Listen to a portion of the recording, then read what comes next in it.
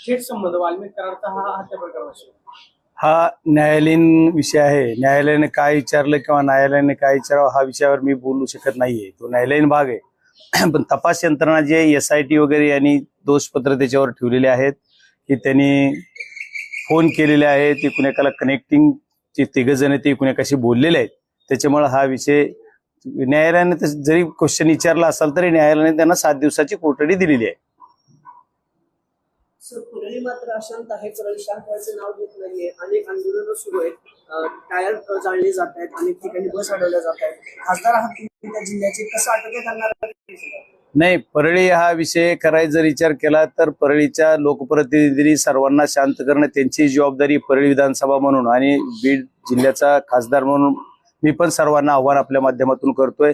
आणि जे कोण लोक आहेत ते लोक मी पहिल्या दिवसापासून सांगतोय की हे लोक असे जनतेतले नाहीये, हे असेच त्यांचे साथीदार सगळे दिसत आहेत. तर या गोष्टी किंवा जे काही जनता आहे त्या जनतेचा विषय वेगळा, पण सर्वांनी शांत झालं पाहिजे. कायद्याप्रमाणे ज्या गोष्टी चालल्यात आता ज्या प्रत्येक वेळेस वेगळे वेगळे विषय येतात. संतोष अण्णा देशमुख यांची ज्या दिवशी हत्या झाली त्या दिवशी ते कुटुंब असं फार रस्त्यावर येऊन आरडाओरड करत होतं, खूप घायावाया करत होतं. पण त्यावेळेस त्यांना साथ द्यायचं सुद्धा आम्ही समजावून सांगायचं काम केलं आणि रस्त्यावरून सर्व लोक घरी पाठवून त्यांना शांत करण्याचं काम सुद्धा लोकप्रतिनिधी त्या भागातला म्हणून मी करायचं काम केलं. पण आता परळीतल्या जी काही नेते मंडळी त्यांनी सुद्धा सर्वांचं जिम्मेदारी आहे. आता यांनी कोण कुठं बसतंय कोण काय करतंय हे मला माहित नाही, पण सर्वांची जिम्मेदारी सामूहिक सर्व जाती धर्माचे असतील किंवा सर्व पक्षाचे असतील सर्वांची ती सामूहिक जबाबदारी. काल याच परळीच्या तणावावर पंकजा मुंडेंना विचारलं गेलं तर त्या म्हणाल्या मला काय माहिती नाही, माझ्या कामांमध्ये व्यस्त आहे, माझं शेड्यूल लागलेलं आहे, त्याच्यामुळे हा बरोबर आहे, कारण त्यांना 5 वर्षे जरा कामातून बाजूला होत्या, आता कामात लागलेले असतील त्याच्यामुळे त्यांना परळीची माहिती नसेल एखाद्या वेळेस. कारण परळी हे काल कुणीतरी बोललं बघा, परळीला एक महाराष्ट्राचा दर्जा किंवा एखाद्या राज्याचा दर्जा द्या तिथं मुख्यमंत्री करा. तसं परळी हे त्यांना वाटत आहे की आपल्या राज्यात नाही असं वाटत असेल किंवा परळीतली त्यांना माहिती नसू शकते. मी त्याच्यावर काही जास्त बोलणं मला वाटतं संयुक्तिक नाही. जबाबदारीनं जर त्यांनी बोलायचं असेल तर तसं बोलता येणार नाहीये. मला काय माहिती नाही, माझ्या कामात व्यस्त आहे असं कुणीही बोलू शकत नाही. आज लहान जरी महाराष्ट्रातला एखादा कुणी व्यक्ती असेल, लहान मुलगा असेल तरी त्याला माहिती आहे की परळी आणि बीड जिल्ह्यात काय चाललंय. याच्यासाठी एवढे आक्रोश मोर्चे निघतायत, तेवढा रोष जनतेचा आहे. त्याच्यामुळे लोकप्रतिनिधींनी आपली जिम्मेदारी झटकून चालणार नाहीये. आपण त्या भागाचं प्रतिनिधित्व करतो तर आपली सर्वांची जबाबदारी की ती बीड आणि परळी शांत करणे. सर, दुसरीकडे कराडची पूर्ण फॅमिली जी आहे वाल्मिक कराडची रस्त्यावर उतरलेली आहे. धनंजय मुंडेंनी काल पहाटे त्यांची भेट घेतली अशी माहिती होती. त्याचे काही व्हिज्युअल्स किंवा माहिती आले नाही किंवा त्यांच्याकडनं काय अधिकृत आले नाही, पण धनंजय मुंडेंनी भेट घेतल्यानंतर देखील त्यांचे कुटुंबीय मात्र अजूनही रस्त्यावरती.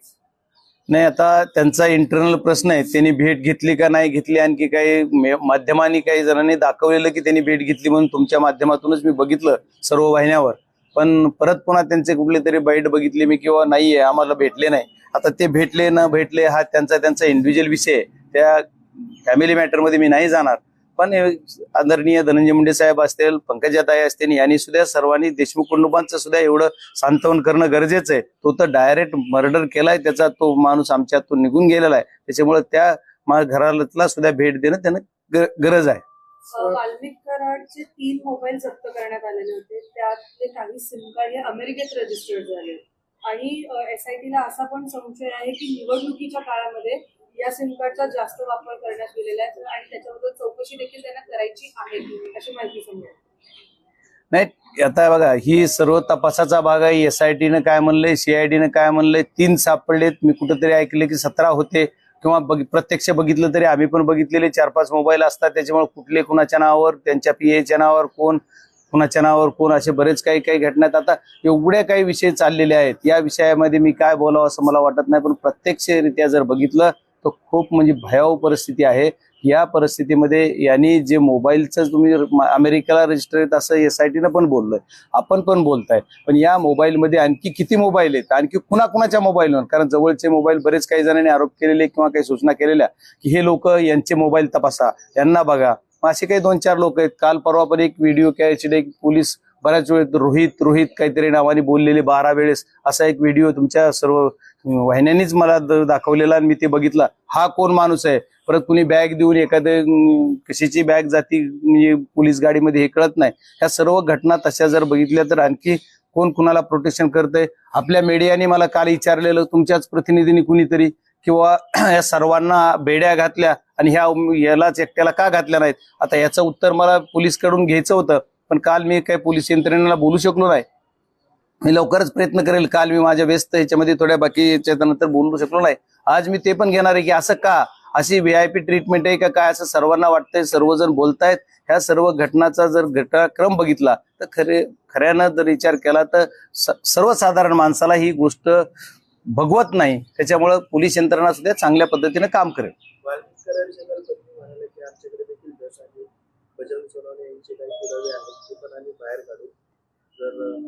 नाही, आता मला बाकीचेच काय माहित नाही, पण माझी बजरंग सोनवणेची खुली किताब आहे.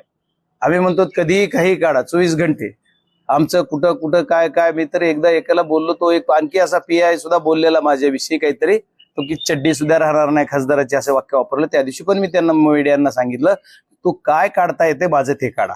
आज पण माझं ओपन त्यांना म्हणणं आहे, त्या ताई साहेबाविषयी मला काही बोलायचं नाही, पण मला की जे कोणी माझ्यावर जर तसं अलिगेशन करीत असेल तर त्यांना जे काय असेल तर त्यांनी तपासावा, सांगावं, उघडं करावं. आपलं काय म्हणणं नाही. ज्यावेळेस उघडं करतील त्यावेळेस वाट बघू आपण त्याची.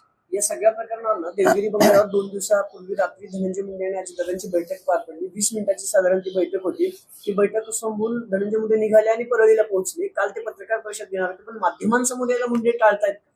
नाही बघा, त्यांची कधी बैठक झाली, हे 10 मिनिटाची झाली, 20 मिनिटाची झाली, हे काही मला त्याच्यातलं नॉलेज नाहीये.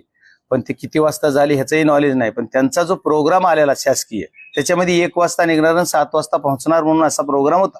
आणि मुक्काम परळीमध्ये, त्याच्यामध्ये त्यांनी कुठल्या शेड्यूलमध्ये किती वाजता कुठून निघले, 1ला निघले का 12ला निघले का 11ला निघले काही माहित नाही.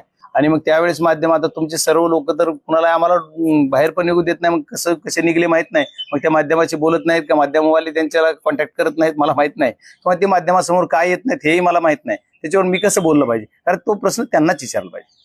एवढ्या या सगळ्या प्रकरणात मोठ्या प्रमाणावर रक्कम बाहेर येत आहे, प्रॉपर्टी बाहेर येत आहे. काल सुप्रियाताई सुद्धा असं म्हणाल्या की या संदर्भात ईडीची कारवाई का होत नाही. तुम्हाला असं वाटतं का या संपूर्ण केसमध्ये ईडी सुद्धा इन्व्हॉल्व होतं? बघा, अनलिगली कुणी काही करत असेल तर आपल्या भारत देशामध्ये जे कायदे ज्याला लागू होते ते लागू झालेच पाहिजेत. आज एक संविधानिक पदावर आहे मी, देशातल्या सर्वोच्च सभागृहात आणि बीड जिल्ह्याच्या सर्वोच्च पदावर असल्यानंतर माझी सुद्धा जबाबदारी, समजा कुठं काय आहे तर त्याच्या संविधानिक पदाप्रमाणेच बोललं पाहिजे. आणि जर विचार करायचा झाला तर कुणी अवैधरित्या कुणी पैसे कमवले असतील, अवैधरित्या कुणी काही व्यवसाय करीत असेल, अवैधरित्या जमवलेली मालमत्ता असेल तर त्याला पूर्ण ED असेल काय, आणखी आता मी CBIची सुद्धा मागणी केलेली आहे. त्याच्यानुसार पुढे काय काय यंत्रणा आणखी लावता येतात ते लागल्याच पाहिजे. सर्वांसाठी नियम आहे आणि लागल्या पाहिजेत.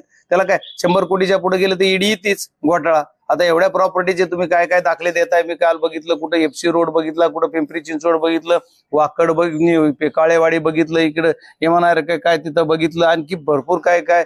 पुन्हा कुठं आमच्या इकडं ते वाईन शॉप वेगळेच, इकडे वेगळेच, परळी वेगळेच. आता लिस्ट तरी मला जेवढी कळाली, आणखी लिस्ट माझ्याकडे आहे भरपूर, ती लिस्ट एवढी सगळी मी पण तुम्ही ती बऱ्यापैकी दाखवली. मग एवढी जर लिस्ट आहे तर मग याच्यात ऑटोमॅटिकली ती येणं अपेक्षितच आहे. या सगळ्या प्रकरणाच्या सुरुवातीला धनंजय मुंडे असं म्हणाले होते, हे घडले हे आर्थिक कारणावरून घडले. तर धनंजय मुंडेंना याच्याबाबतची कुसुरची कल्पना असू शकते, तर त्यांची देखील चौकशी व्हावी असं वाटतं का? नाही, करणार का? या संतोष देशमुखच्या हत्येमध्ये जे कुणी सामील असेल, कुणीही असो, जर याच्यात तो सामील असला तर तो दोषी झाला पाहिजे, जो कोणी असणारा. आणि हा सर्वात महत्वाचा विषय की ते सामील कुणी, म्हणजे एकाचं पर्टिक्युलर एकाचं नाव घेऊन नाही, जे कुणी सामील असतील त्यांना शिक्षा झाली पाहिजे. ते मी काल पण बोललेलो की फार 0 पासून आतापर्यंत जेवढे कोण आहेत तेवढे ऍड झाले पाहिजे, त्यांना सहआरोपी केलं पाहिजे. मी बॉडी उचलून केजकडे येता कळमकड का गेली, U-टर्न का घेतला ह्याच्या सहित बोललो गेलो, आम्हाला डिक्लेअर का केलं, बरेच गोष्टी आहेत त्या सगळ्या. कारण बॉडी ज्यावेळेस किडनॅपिंग केलं, मारलं आणि जिथं टाकलं त्यावेळेस पोलिसलाच पहिले इन्फॉर्म झालं. हे कसं झालं? मग पोलीस यांच्या संपर्कात कोण होते का? जनरल कुणी एखाद्या पब्लिकनं सांगितलं नाही. आणि असं बघा, एखादं किडनॅपिंग झालं तर 3 तासात बॉडी सापडते. मग पोलीसले तत्पर होते म्हणून सापडली म्हणायचे का? 3 तासात 2 तास आमचा माणूस सापडायला पाहिजे होता. माणूस न सापडता बॉडी सापडली. पण बॉडी सापडल्यानंतर बी तिने नाही आम्हाला माणूस सापडलाय म्हणून सांगितलं. माणसाला घेऊन दवाखान्यात जातात म्हणून सांगितलं, आणि तो दवाखाना कुठं होता तर केजला. त्याच्याऐवजी जाताना केजच्या ऐवजी राईट टर्न घेऊन कळंब साईडला का जात होते? मग लेफ्टला का गेले नाहीत? मग पुन्हा U-टर्न का घेतला? हे सर्व संशयास्पद आहे. या सर्व घटनेचा सुद्धा तपास झाला पाहिजे, अभ्यास झाला पाहिजे. याच्यात जे कोणी आहेत, हे पाटील हे तर जे निलंबित केलेत त्यांना सहआरोपी झालेच पाहिजे. तर ते होणारच. पोलीस यंत्रणेनं जर योग्य तपास केला तर ते 100% सहआरोपी होणार. ज्यांनी गाड्या दिल्या, ज्यांनी किडनॅपिंग करताना गाड्या दिल्या, जे त्यांचे राहायला जागा दिल्या, हे सर्व गोष्टी मी बोलून झालेलो आहे. एवढ्या सर्व गोष्टी त्याचे जे दोषी ते दोषी होणारच. सर या सरकार यंत्रणा याचा तपास करते, मात्र वाल्मिक कराड हे फक्त खंडणीच्या गुन्ह्यातच आरोपी आहे. संजय देशमुख यांच्या हत्येप्रकरणात त्यांच्यावर कुठल्याही गुन्ह्यांवर आरोपी केला जात नाही. याबद्दल काय मागणी करते? केलं झालं नव्हतं, सॉरी आरोपी त्यांना केला जात नाही. केलं जात नाही. आता मोकोको लागला आणि त्यांच्यावर सगळं SIT ने सगळं सांगितलं, म्हणजे त्यांना ऑलरेडी आरोपी झालेच ना त्याच्यात. ते आता कुठं राहिले? खासदार आहात तुम्ही, बीड परळी प्रकरणावर बोलतायत, राज्याच्या गृह खात्यावर प्रश्नचिन्ह तुम्ही झाले, सुप्रियाताई झाले विचारतायत. मुंबईत सुद्धा अनेक जण सेफ आहेत. अभिनेता सैफ अली खानवर रात्री हल्ला झालाय, घरात घुसून चोरांनी हल्ला केलाय. गृह खातं सपशेल अपयशी ठरतंय का? महाराष्ट्रामध्ये मुंबईच नाही, पुण्यात रोज हल्ले होतात, बीड जिल्ह्यात होतात, बरेच विषय आहेत. पण गृह खात्याचं हे अपयश म्हणायला काही हरकत नाही, कारण आहेच ना हा विषय. पण गृह खात्यानं याच्यावर जर बारकाईने लक्ष दिलं, मुख्यमंत्री महोदय सर्व गोष्टी बघतील, कारण मुख्यमंत्र्यांनी स्वतःकडे खातं ठेवलंय. त्यांना सक्षम चालवायचं खातं म्हणून त्यांनी त्यांचे स्वतःकडे ठेवलंय. मुख्यमंत्र्यांनी याच्यात लक्ष घातलं पाहिजे आणि याच्यावर योग्य तो तपास करून याच्यावर नियंत्रण आणलं पाहिजे. गृह खात्यानं महाराष्ट्रातली कायदा व सुव्यवस्था अबाधित ठेवण्यासाठी काम केलं पाहिजे. बारामतीत आज दोन्ही पवार एकत्र येतात. अजित पवार, शरद पवार एकाच मंचावरती, काल ताई पण एकाच मंचावरती होती. मनोमिलन व्हावं असं खासदारांची इच्छा आहे. व त्यांचं घर आहे ते, त्याच्यामुळे त्यांच्या मनोविन ते घर कुठं वेगळं होणार आहे का? आपण पाण्याला काठी मारल्यानं पाणी वेगळं होत नाही. ते घर आहे, घर फॅमिली म्हणून ते एकच आहेत. नाही तर तो इंडिव्हिज्युअल सर्व आमचा इंडिव्हिज्युअल भाग नाही, तो आदरणीय शरदचंद्रजी पवार साहेबांचा तो विषय. ते जे निर्णय घेतील ते आम्हाला मान्य नाही. माझी इच्छा त्या बाबतीत जर विचारली तर पवार साहेबांची जी इच्छा ती माझी इच्छा. पवार साहेबाची जी काही इच्छा असेल ती माझी इच्छा. पवार साहेबाला काय वाटतंय ते मला वाटतंय. विनोद तावडे यांनी देखील पवार साहेबांवर टीका केली. बघा, प्रत्येकाने आता मी कुणावर टीका करावी तर मी माझी नाही ती टीका की दाऊद इब्राहिम सारख्या गुन्हेगाराला हेलिकॉप्टर मधून आश्रय देणाऱ्या मुख्यमंत्र्यांनी आम्हाला बोलू नये असं त्यांनी टीका केली. नाही, हे मी काय म्हणतो, पवार साहेबांनी काय उत्तर दिलंय ते सर्व मीडियाला सर्व सांगितलं, त्याप्रमाणे झालं. त्याच्यावर कुणी काय बोलावा तर आपण आपल्या आता त्यांचे नेते म्हणते, मग समजा दाऊद इब्राहिमला हेलिकॉप्टर मध्ये घेऊन फिरणाऱ्या नेते मुख्यमंत्र्यांनी आम्हाला शिकवणे, तर मग त्या मुख्यमंत्र्याबरोबर त्यांचा बोट धरून मी राजकारण शिकलो किंवा शिकतो असं म्हणणारे त्यांचे नेते, त्याचं काय करायचं? असं नाही होत ना. एक आरोपी जो या सगळ्या प्रकरणात इतके दिवस उलटले, अजूनही पोलिसांना सापडत नाही, CID सापडत नाही. याला सुद्धा पळून जाण्यासाठी कुणी मदत करतंय आणि याला कशामुळे हा सापडत नाही हे सुद्धा बघणं काळाची गरज आहे. हा आरोपी सुद्धा लवकरात लवकर सापडला पाहिजे. बघा, घटनाक्रम बघा तुम्ही, पहिल्या दिवशी 2 सापडतात लगेच, आणि ते की त्यांचा काय साईड हिरो येते. आणि त्याच्यानंतरचा दुसरा विषय जर करायचा झाला तर तुम्हाला सांगतो, तिसरा आरोपी सुद्धा त्यांनी पुण्यातून उचलला. मी पहिल्या बाईट मध्ये सांगितलेलं की यांचं कनेक्शन पुणे आहे काय, बघा पुण्यातून उचलला. चौथा आरोपी जे आहे ती खंडणी, त्यावेळेस खंडणी आणि मर्डर मध्ये होता, तो चौथा आरोपी सुद्धा पकडला गेला. आणि मग परत पुन्हा 5वा आरोपी आणि 6वा आरोपी एकत्र पकडले आणि ते दोन्ही पुण्यातून उचलले. त्याच्यानंतर 7वा आरोपी सुद्धा ज्यांनी काही टीप दिली म्हणून परत नंतर आरोपपत्र दाखल करून त्याला केलं, तो पण नंतर पकडला गेला. पण या सर्व प्रक्रियेमध्ये ह्या सरेंडर झाला हा बी पुण्यातच. मग हा सरेंडर झाला की दुसऱ्या दिवशी ते आरोपी पकडले जातात किंवा येतात. असं हे काय लॉजिक आहे मला कळत नाही. ठीक आहे, आता ते झालं, पण हा आरोपी सुद्धा आणखी मला असं वाटतंय की हा आरोपी पोलीस यंत्रणा बाहेर कुठंतरी तपासती, पण पोलीस यंत्रणेने हा आरोपी इथंच कुठं डोंगरात बिंगरात आहे का ह्याचा सुद्धा तपास बघितलेला पाहिजे. आणि मला वाटतं की पोलीस यंत्रणेनं जर तसं काळजीपूर्वक बघितलं तर ते कळेल. श्रीकृष्ण आंधळ्यांचा काय नेमका, श्रीकृष्ण आंधळे जो आहे फरारावरती, कराडचा आणि त्याचा काही जुना संबंध आहे किंवा जुन्या कुठल्या गुन्ह्याचे आहे? नाही, त्याच्यावर बरेच काही गुन्हे दाखल आहेत ना, आणखी बरेच गुन्हे त्यांच्यावर दाखल आहेत. त्याच्यामुळे त्याच्यावर काय हे करायसारखं, आता त्यांचे संबंध आहेतच ना, फोटो वगैरे बघताय ना आपण. सोमनाथ सूर्यवंशीसाठी चौकशीची समिती बनवली, तर त्याला 6 महिन्याच्या आत अहवाल सादर करायला तो कालावधी. सॉरी सोमनाथ सूर्यवंशी हत्या प्रकरणात समिती बनवलेली आहे, त्याचा अहवाल सादर करण्यासाठी 6 महिन्याचा अवधी दिली. तो कालावधी मोठा वाटत नाही. नाही, आता कसं होतं, हा जो कालावधी मी ते बघितलेलं नाहीये, आपण जे बोलतात ते एकदा सर्व अभ्यास करून त्याच्यावर बोललं पाहिजे, कारण विनाकारण भाष्य करणं चुकीचं होईल. की मला त्याचा अभ्यास माहिती घेऊ देत बोलतो. कृष्ण आंधळे हा नाशिकच्या परिसरामध्ये फिरत असलेले फोटो सोशल मीडियावरती व्हायरल होत आहेत. कृष्णा आंधळे महाराष्ट्रातच आहे अशा पद्धतीची चर्चा नाशिक पोलिसांकडून आता तपास सुरू झालेला आहे. कृष्णा आंधळेचा कनेक्शन काय या सगळ्या आरोपींशी असल्यामुळे कृष्णा आंधळे फरार आहे असं मला वाटतं. नाही, 100% असं आहे की आता जोपर्यंत आरोपी फरार राहतात तोपर्यंत आरोपीचे खरे खरा समोर येत नाही किंवा जेवढे पुरावे तेवढे नष्ट करायला वेळ मिळतो. आणि हे जे लोक आता एक जणाचा मोबाईल सापडत नाही, चाटेचा, जो चाटे की आमच्या राष्ट्रवादी काँग्रेसचे तालुकाध्यक्ष होते, त्यांचा मोबाईल सापडत नाही. असं पोलिसांना मोबाईल सापडत नाही, हा मोबाईल एवढ्या दिवस झाला सापडत नाही, कसं? असं नाही चालत की मोबाईल सापडायला पाहिजे. मग त्यानं एवढ्या दिवस कुठे गेला? परत मग मी पहिल्या दिवशी बोललो की तो सरेंडर झालाय की अटक केलाय, तर पोलिसने अटक केलाय असं दाखवलं. मग अटक केला तर तुम्ही कुठल्या गाडीत ते पळून जात होता, त्याच्याबरोबर गाडी कोण होती, त्याच्याबरोबर ड्रायव्हर कोण होता, त्याला पळून जायला कोण साथ देत होतं, ते कोण डिक्लेअरच नाही. आणखी पोलीस यंत्रणेने सुद्धा ते डिक्लेअर करणं गरजेचं आहे की पोलीस यंत्रणे आम्ही याला इथं पकडलं, कुठं औरंगाबाद काय संभाजीनगर टू बीड रोडवर पकडलं, नगर टू बीड पकडलं, कुठं पकडलं, कुठल्या स्पॉटला त्याला पकडलं, आणि तो त्यावेळेस त्या स्पॉटला कोण होतं, कुणाच्या घरात होता, कुणाच्या कुठं गाडीत होता, त्याच्याबरोबर ड्रायव्हर कोण होता, काहीच डिक्लेअर नाही. मग त्यावेळेस आता 8-10 दिवस पळायला ते बोलीवर मोबाईल कुठेतरी ठेवूनच गेला असता ना तो सुखरूप बाहेर, किंवा काय केलंय मोबाईलचं त्यानं ते कळलं पाहिजे. आणि मोबाईल समजा नाही सापडला तर पोलीस यंत्रणा बाकी तपास पण करत ये ना, तर सीडीआर काढते. मोबाईल नाही सापडला तर सीडीआर वरून बऱ्यापैकी माहिती मिळते. त्याच्यामुळे पोलीस यंत्रणेचं काम बऱ्यापैकी ते पण चालू आहे. पण मोबाईल न सापडणं ही सुद्धा चिंतेची बाब आहे. आपण बघतो की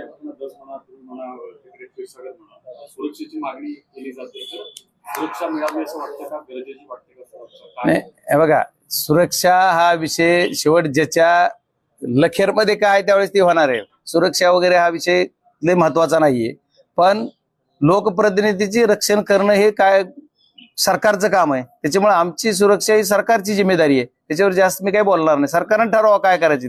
सरकारला वाटलं तर सरकार करेल, एसपीना वाटलं तर एसपी करते. लोकप्रतिनिधीची मागणी असणं किंवा जनतेची मागणी असं ही स्वाभाविक आहे. आजची आमच्या जिल्ह्यातली परिस्थिती बघता.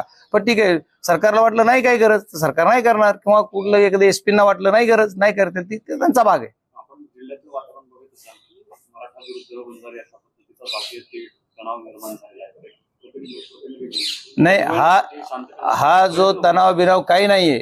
हे जी मुठभर लोक आहेत ज्यांचं हे सगळं गँगवार चालू आहे, टोळी युद्ध चालू आहे, हेच लोक आहेत. आणि स्वतःचे पाप झाकण्यासाठी जातीचा आधार घेतात. काही वंजारा नाही, मराठा नाही, काय नाही, सर्व गुन्हेगार आहेत. माझ्यासोबत सुद्धा सर्व वंजारा समाजाचे लोक आहेत, कार्यकर्ते आहेत. माझ्या बँकेचा चेअरमन वंजारा आहे, माझा कारखाना एक वंजारीचे एक व्यक्ती आहेत ते बघतायत, पंचायत समिती मेंबर आहेत, सगळे वंजारा समाजाचे भरपूर काय पदाधिकारी माझ्यासोबत आहेत. खरेदी विक्री संघाचे व्हाईस चेअरमन माझे वंजारा समाजाचे आहेत. त्याच्यामुळे वंजारा मराठा हा वाद नाहीये. सुरेश दसाने पण सांगितलं माझ्या बरोबर बरेच आहेत म्हणून, आणि संदीप क्षीरसागर बरोबर. त्याच्यामुळे वंजारा मराठा हा वाद नाहीच आहे. हा वाद फक्त गुन्हेगारी प्रवृत्ती, आणि जे काही बाकी हे करतात त्याच्यावर गुन्हेगारी प्रवृत्ती संपली पाहिजे. जे आतापर्यंत आरोपी आपण पाहिले त्याच्याशिवाय आणखी काही आरोपी आहेत का जे या सगळ्या प्रकरणात तुम्हाला दिसतात? 100% आहेत. एवढेच नाही, आणखी काही भरपूर आरोपी आहेत. मी पहिल्या दिवसापासून म्हणतो की यांना साथ देणारे, हे सर्व कट कारस्थान रचणारे, या कटामध्ये कोण कोण सामील आहे. हा, नाही, मोठी नावं वगैरे नाव मी नाही, ते पोलीस यंत्रणेचा भाग आहे ना. पोलिसांनी तपासू देत ना. पोलिसांचा तपास पूर्ण झाल्यानंतर परत पुन्हा काय वाटलं तर ते असेल ते आज पोलीस यंत्रणेला तपासू देत. या प्रकरणात मुख्यमंत्र्यांनी विधानसभेत शब्द दिला होता. आता 4 यंत्रणा तपास करतात. मुख्यमंत्र्यांच्या कामगिरीवर तुम्ही समाधानी आहात? नाही, ह्यांनी यंत्रणा ज्या नेमलेल्या आहेत त्यांनी दिलेल्या शब्दाप्रमाणे ते काम करतात. त्यांनी सांगितलं होतं SIT नेमू, SIT ला बदल मागितला तर त्यांनी बदल करूनही काही अधिकारी दिले. ठीक आहे, एका दुसरा अधिकारी तोच राहिलाय, पण त्यांनी बदल करून पण अधिकारी दिलेले. त्याच्यानंतर त्यांनी सांगितलं की आम्ही CID कडे तपास देऊ, मागणी होती त्याच्याप्रमाणे त्यांनी CID कडे दिला. CID पण त्याच्या तपास करते. आता परत काल एक ऑर्डर झाली की न्यायालयीन समिती त्याच्यासाठी गठीत केलेली आहे. तर या सर्व गोष्टी त्यांनी जेवढे शब्द दिले तेवढे त्यांनी त्याप्रमाणे त्यांनी आदेश तर काढलेत. आता पुढे काय होतंय आपण बघूयात. चल, ओके, खूप खूप धन्यवाद.